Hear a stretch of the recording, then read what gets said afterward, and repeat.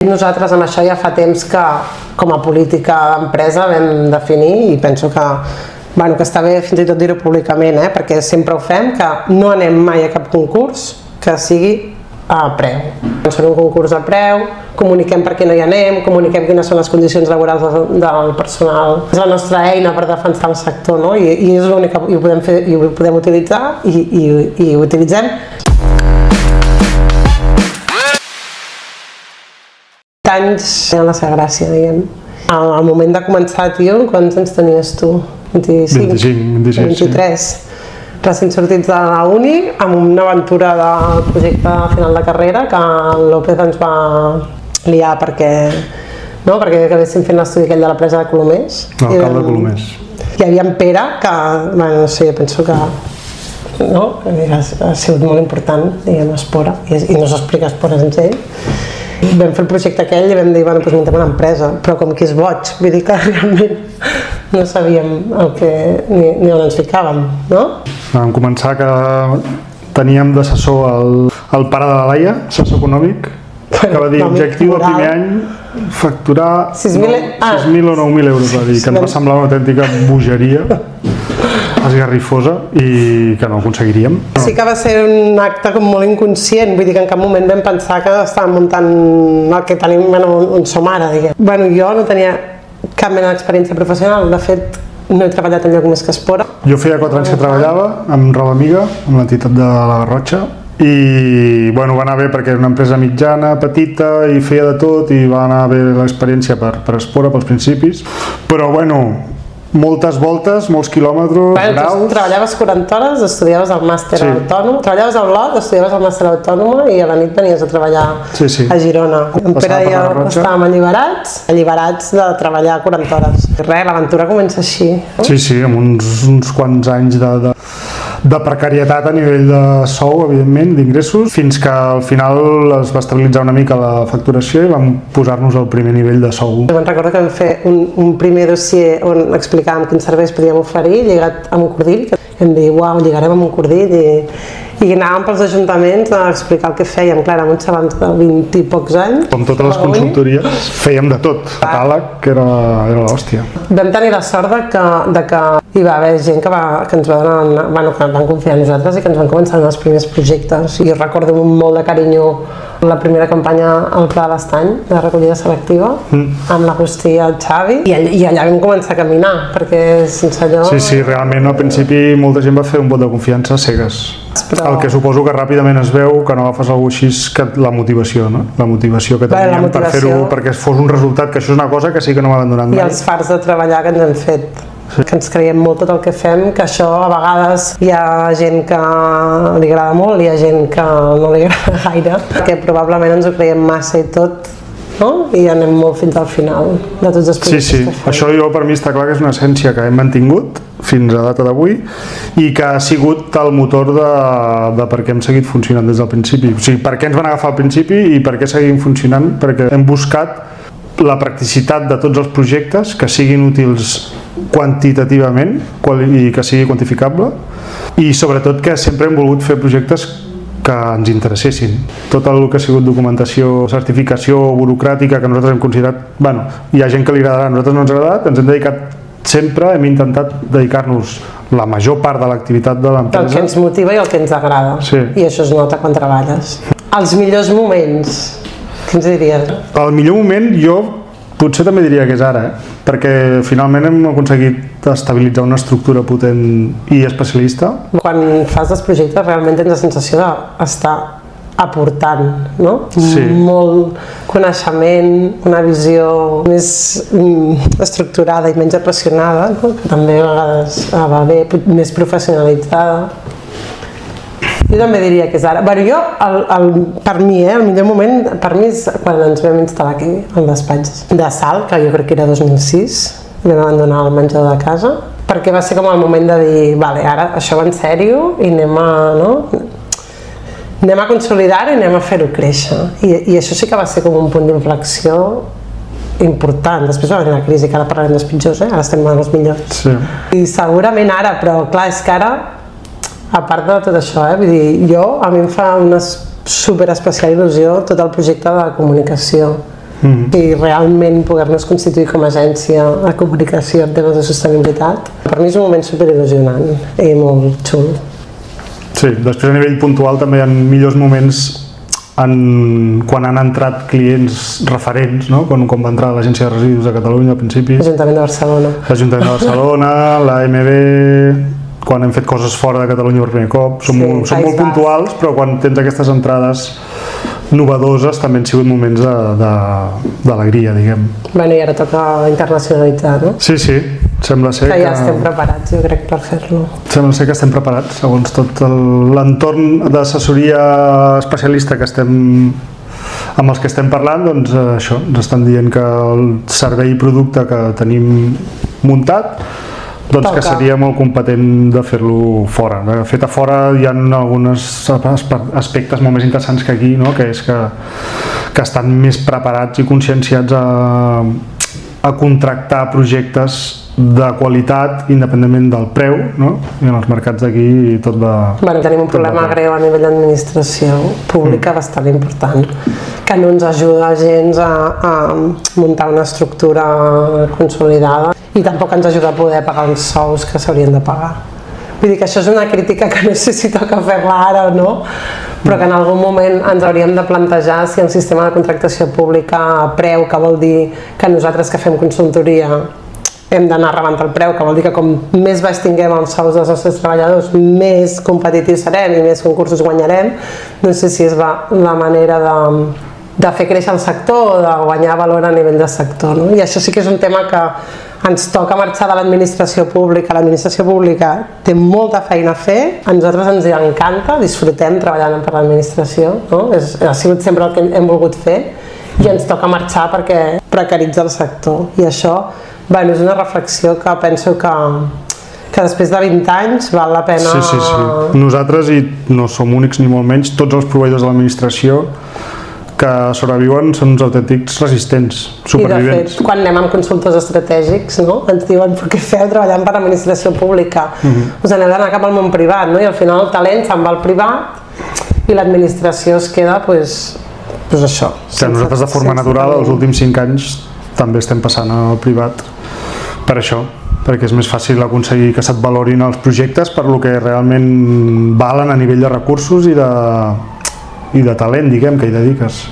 Bueno, que podem tenir treballadors molt més ben pagats i que podem tenir una estructura que ens permeti funcionar.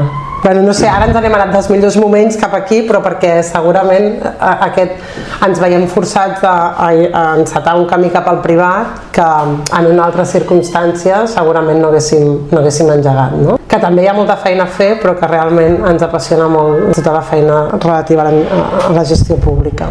Llavors ho podem lligar tot això amb els pitjors moments. Els pitjors moments jo crec que és molt més fàcil, Els pitjors moments n'hi ha molts. Sí, els primers no es poden dir com a pitjors perquè es basa en l'energia del principi, de muntar un projecte, i tot i que es passa malament, sense sou o en sous baixos, no són pitjors, són inclús bons records, no? Sí que podríem començar per la crisi del 2008, no? Bueno, que va ser un pitjor que ens va portar un millor. Ens va portar un millor. Però en la qual van desaparèixer la major part de consultories que havien començat com nosaltres, amb ambientòlegs, amb un catàleg immens que en teoria fèiem de tot, des de medi natural, documentació ambiental de plans i programes urbanístics, residus, campanyes, van desaparèixer la majoria, ens van quedar molt sols. De fet, allò és el que ens va fer especialitzar, perquè on van quedar recursos va ser en la gestió de residus, va desaparèixer urbanisme, va desaparèixer medi natural, no? Ens vam quedar zero de tot el que hi havia fins a aquell moment. Va desaparèixer tot el tipus de servei que dona una consultoria com la nostra, no especialista. L'administració ja no ho contractava, ja no tenia diners per contractar tot aquest tipus de producte i de servei. I ens vam quedar amb residu, que el residu ens vam especialitzar i això ens va fer saltar el País Basc. Exacte. Vull dir que del pitjor moment em va sortir segurament el millor, perquè realment va ser quan vam començar tot el camí de l'especialització, que després hem vist que segurament ha de ser la tendència. No pot ser que tothom ho faci tot, perquè no tothom és especialista en tot, no? Llavors és important especialitzar-nos. I el salt al País Basc, que en aquell moment va ser una oportunitat bestial, perquè estaven 10.000 anys per davant de Catalunya, no? Sí, el País Basc ens va salvar en dos sentits, perquè ells no fan que un proveïdor de l'administració li faci de banc a l'administració. Què vol dir? Ens Que paguen pagaven. en menys de 30 dies, quan aquí ens estaven pagant amb una mitjana de 180 a 210 dies, que això va matar moltes empreses. Encara ara, I a més, quan la filosofia, la idiosincràsia basca, quan creuen en un projecte i s'hi fiquen a mort, i en aquell moment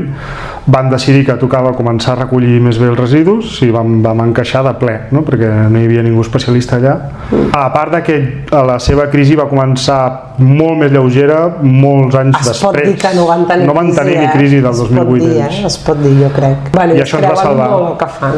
I es creuen molt el que fan. I moltes vegades això ja no, ens costa. El que ens va xocar més també va ser que els pressupostos que es gastaven amb el tipus de servei que nosaltres fèiem, de campanyes de compostatge, implantació de recollida orgànica, millorar els sistemes de recollida actuals, sortien del pressupost ordinari de l'administració local en concret, que això aquí no existia. O sigui, tots els diners que es gastaven a l'Ajuntament amb el nostre venia de subvencions, i si no li donaven la subvenció a l'agència no es feia. No, et donen la subvenció, implantes i es mor el projecte. El tema del compostatge comunitari. O sigui, aquí implantem un projecte de compostatge comunitari perquè tenim una subvenció, l'impantem, el posem ben maco i al cap de 2 anys allò està mort i enterrat i ningú s'ho ha cregut perquè no hi ha els mitjans de seguiment, és a dir, tot això no existeix. Allà els projectes de compostatge comunitari són hiperpotents i hi ha molta gestió exclusiva, no? Vull dir que s'ho han cregut de veritat i han fet que funcioni. I això va ser un aprenentatge molt bèstia per nosaltres, és a dir, hem de deixar anar cap de subvenció, quan implantem un projecte hem de mirar com el mantenim, com el gestionem, com el fem perdurable en el temps, no? I l'altre moment crític, jo no me'n recordo quin any va ser, jo potser diria 2015, així, que hi va haver un moment que realment vam dir ens fem autònoms, no val la pena, deixem córrer, ens fem autònoms, teníem els nens petits, la dedicació era bestial. És el moment que comences a créixer en personal, entre 15 i 20 persones, no tens una experiència de gestió d'empresa, pujar la persiana que es diu... Tens molta rotació, no? Perquè com que no estàs consolidat i no estàs del tot professionalitzat, hi ha molta rotació de personal, que això genera un estrès bestial. És mortal quan tens algú i se te'n va i ja tenia una responsabilitat i confiaves. I això ha sigut un continu durant els primers 10 anys. La gestió de persones, no? Segurament ha sigut una cosa que també n'hem hagut d'aprendre, però que s'ha fet molt dur. Si feies números, dius, a veure, si tu i jo ens posem d'autònoms, aquest tipus de client i aquest tipus de tasca el farem bé i tindrem aquests ingressos i ens oblidem de problemes. El que passa que la contraposició, tothom que és autònom ho sap, és que és impossible ordenar la teva vida, diguem, a nivell d'horaris. El que ens va fer decidir, jo ho tinc molt present així, va ser que volíem agafar, o sigui que realment ens volíem ficar en projectes una mica més potents i que una estructura de 2 persones difícilment ho permet fer. En aquell moment parlàvem o fem això o creixem i consolidem la plantilla per fer projectes xulos, per no estar patint tant a nivell de qui fa què organitzativament i ordenar-ho bé, no? Jo crec que va ser un... amb allò que ens agrada, no? També, que això és important. Tot el període Covid que vam superar... Covid, jo no me'n recordava del Covid. El vam superar amb més feina, diguem. De fet, per mi el Covid va ser com, que bé. Sí que tothom ha parat, que ningú està treballant, que el món està aturat, no? I et donava com una sensació com a mínim a mi de tranquil·litat a nivell personal, Després està clar que a nivell laboral doncs, tens aquest punt d'estrès, però després quan vam veure que més o menys els projectes es mantenien i no va ser una davallada bestial de projectes, jo crec que nosaltres sempre ens afecten molt més períodes electorals, no? Els municipals sobretot, aquest any de moment no sé si hem de tocar fusta o què, però sí que el 2019 va ser un any molt dolent, el 2015 també, però jo el Covid el recordo com... que bé! No, de fet vam seguir creixent, ja havíem entrat abans del Covid en aquesta fase de creixement consolidat i estabilitzat i el vam mantenir. Jo crec que a part de més que mèrit és de sector, no? Que el nostre sector no podia deixar de fer coses amb l'entorn de nova legislació amb nous objectius, de crisi climàtica, per sort de manera racional el nostre sector no s'ha parat. No, i ara sembla que sí que realment hi ha una voluntat d'un canvi seriós amb el tema de gestió de residus, i també és veritat que l'evidència de l'emergència climàtica fa que tothom s'hagi d'espavilar d'una manera o d'una altra. Vull dir que això també ara ens col·loca en un moment, jo crec, de molts reptes, no? Però de fer projectes que realment tinguin un resultat tangible i que contribueixin de veritat a millorar alguna cosa, no? Que moltes vegades fins ara, o sobretot els primers anys, eren això, projectes molt... Implantem l'orgànica, posem 4 contenidors d'orgànica, fem una campanya i aquests projectes com a consultor o com a... cremen molt, no? Perquè són... Bueno, al final són projectes per facturar però que et generen molt poca il·lusió. I ara sembla que sí que estem en un moment molt il·lusionant i de que realment qui ve a buscar-te o qui vol treballar amb tu és perquè té ganes de que hi hagi un canvi, no? I això és un moment xulo i que ja generes confiança, que potser que això també t'ho has de guanyar, no? Que és el que ens hem anat guanyant durant aquests 20 anys. Ara estem vivint també la doble realitat, perquè com que està començant molts altres territoris de l'Estat que estan en la mateixa situació que aquí vam començar quan va començar la importació orgànica l'any 2000, estem revivint administracions i tècnics i llocs on te'n vas aquests 20 anys enrere, això és la veritat, no? I sí que fa certa ràbia veure que els és igual l'aprenentatge de territoris veïns com som nosaltres, de tot el que funcionava malament en el principi, que ara estem canviant, no? I amb ells en molts llocs malauradament els és igual i tornen a fer a inventar la roda. Sembla mentida que hagin de fer el mateix procés, però de fet aquí a Catalunya també ens va passar. O sigui, a Catalunya quan vam implantar l'orgànica ja hi havia països molt més avançats on ens podíem mirallar i saltar-nos tot aquest pas i no ho vam fer. Vull dir que nosaltres no ho hem fet millor. Penso que no ho hem fet millor. Penso que moltes coses... No, simplement s'ha fet abans. Exacte. I això, bueno, sí que fa ràbia, perquè quan ho veus dius, hosti, tio, et podries saltar aquest pas. Per nosaltres tot el que hem fet realment a efectes pràctics, encara que ho diguem nosaltres, sí que ha tingut l'objectiu d'augmentar el volum, o sigui, de reduir la petjada d'emissions de CO2 al món, no? Bueno, al lloc on treballem. Aquest rerefons hi ha sigut. No, hi ha sigut. Fa molta ràbia. Ens fem molt pesats amb els projectes que fem, vull dir que hi ha molta gent que li toquem els nassos moltes vegades perquè insistim, és que... Sí. No? Intentem que surti com nosaltres volem, sinó que allò que fa funcioni, perquè quan estàs fent un projecte que veus que se'n va de cap al precipici, però per això sí que emprenya haver de fer tot el procés ara en els territoris nous on comencen ara, perquè no hi ha temps que tothom estigui tornant a aprendre a fer la roda, o sigui, no hi ha temps hem de, per assumir els objectius i són els objectius de la llei, però és que racionalment el que hem de fer és fer un canvi real el més ràpid possible, això ho sabem tots.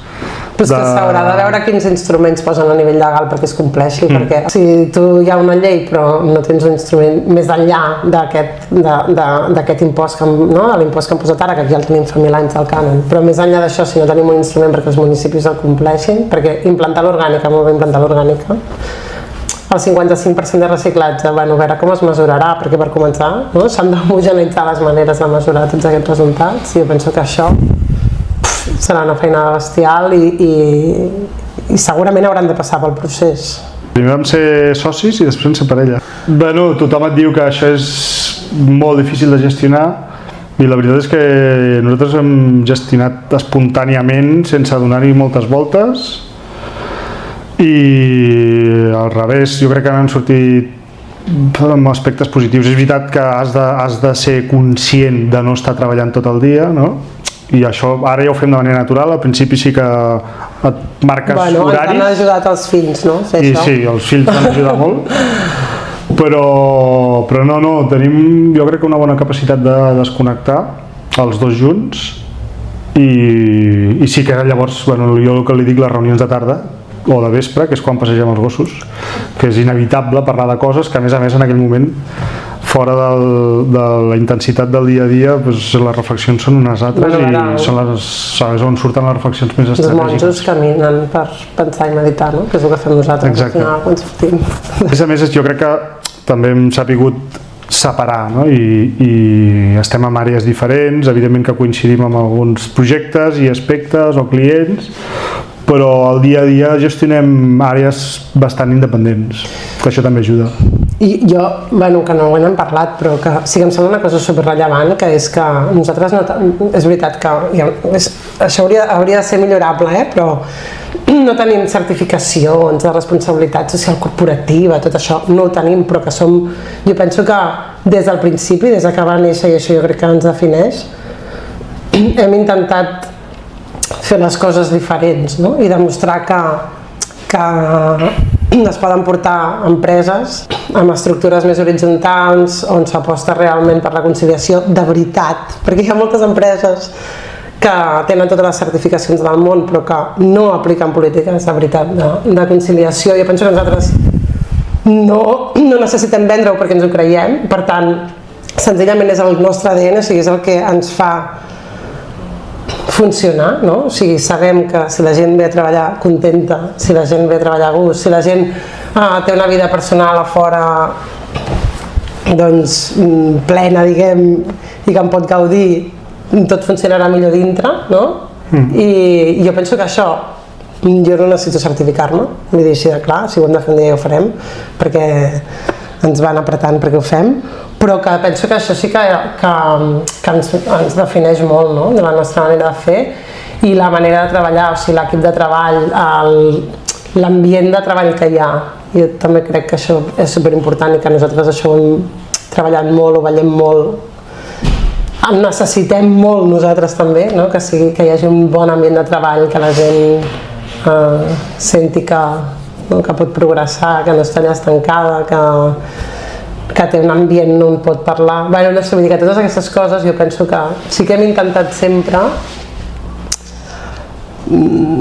demostrar que hi ha una altra manera de fer, de portar una empresa, no? I després que tots som dones, pràcticament, o sigui, ara aquí jo veig 2 homes, tu ets un i l'altre és el Marc, però que tots som dones, realment, majoritàriament la direcció l'ocupen dones. Sí que penso que es nota molt les empreses o els llocs, les empreses dirigides per dones i les dirigides per homes.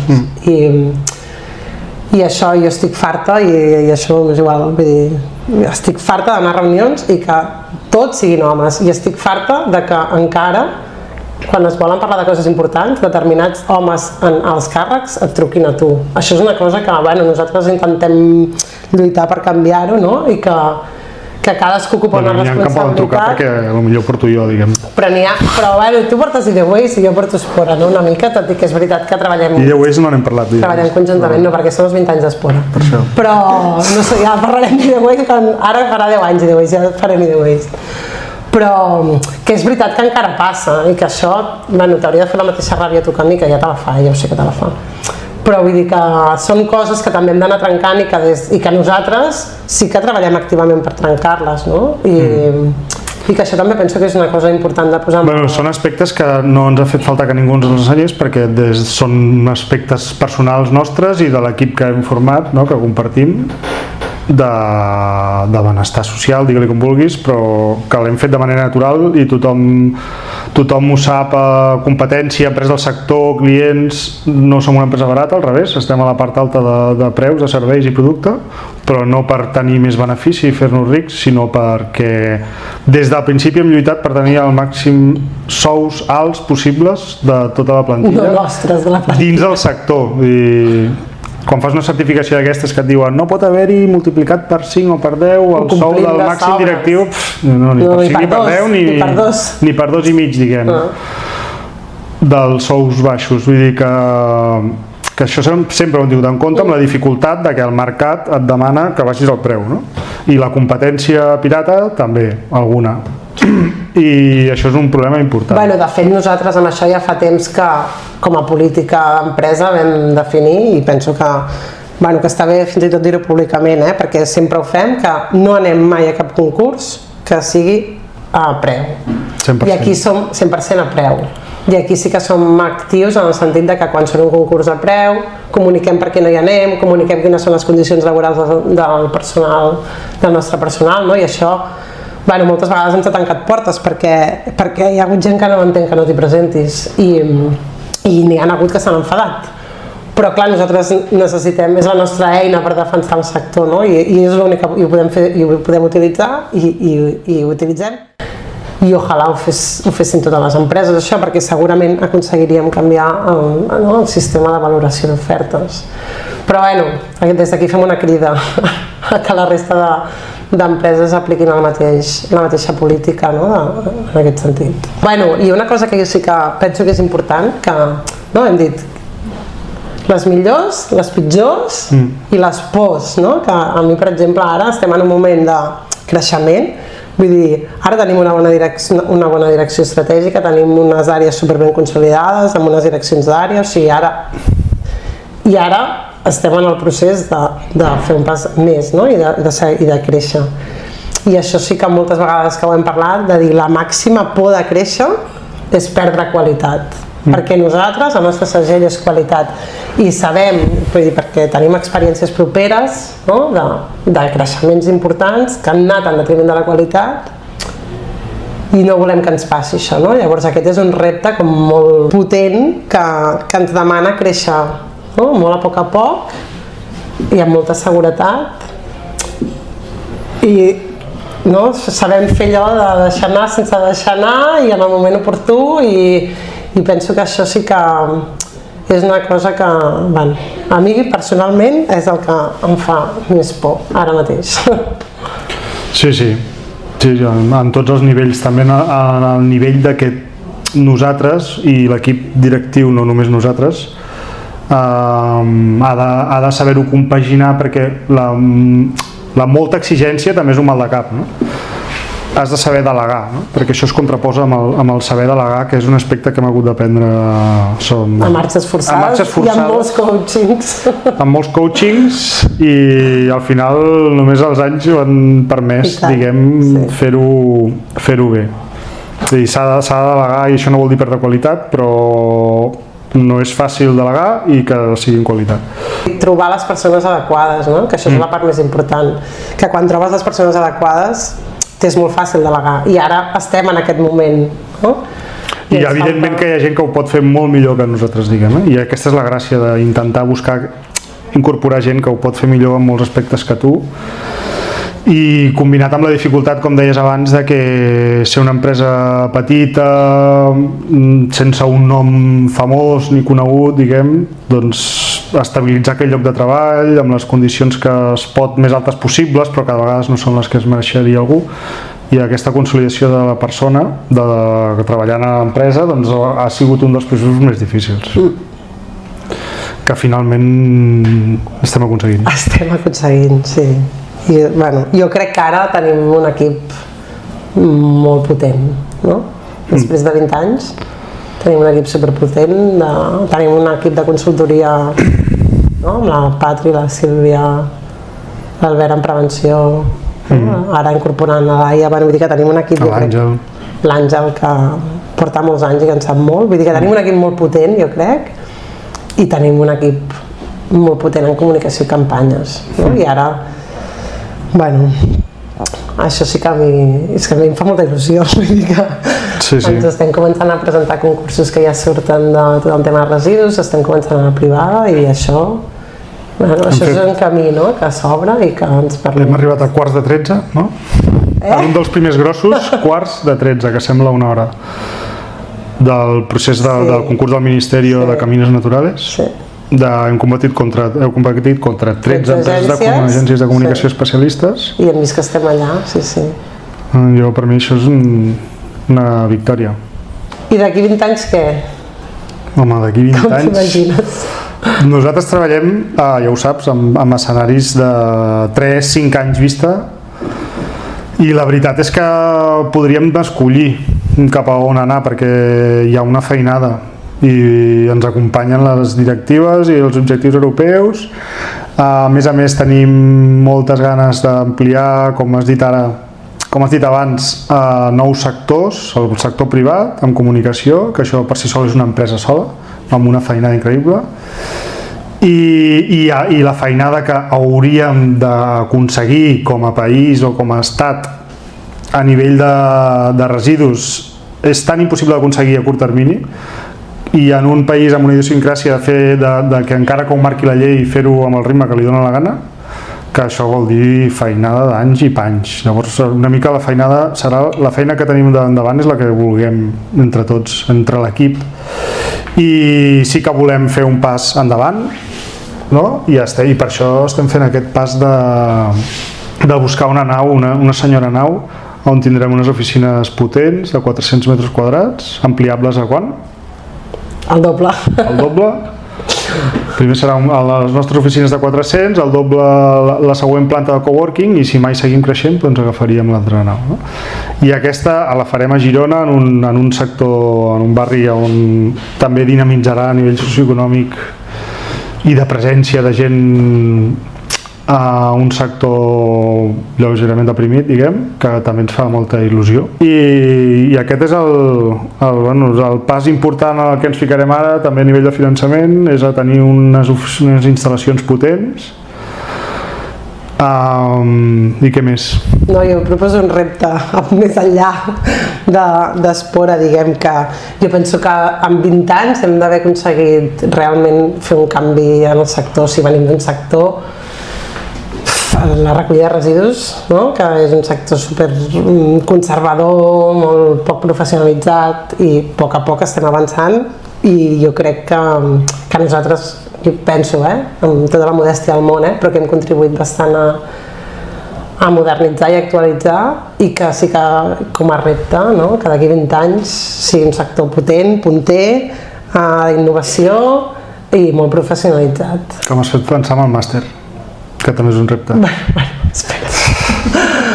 Creació del màster. Bueno, perquè ens costa trobar gent especialitzada, ens costa trobar gent formada, tot això ens costa molt amb aquest sector, no? I per això jo penso que és un dels reptes que tenim nosaltres també d'aquí 20 anys, quan ens jubilem, deixar un sector una mica més amunt del que ens el vam trobar, que evidentment no ho fem sols, hi ha molta gent potent, igual o més potent que nosaltres, i van sumant i creant sinergies, i tant. Amb totes les col·laboracions possibles.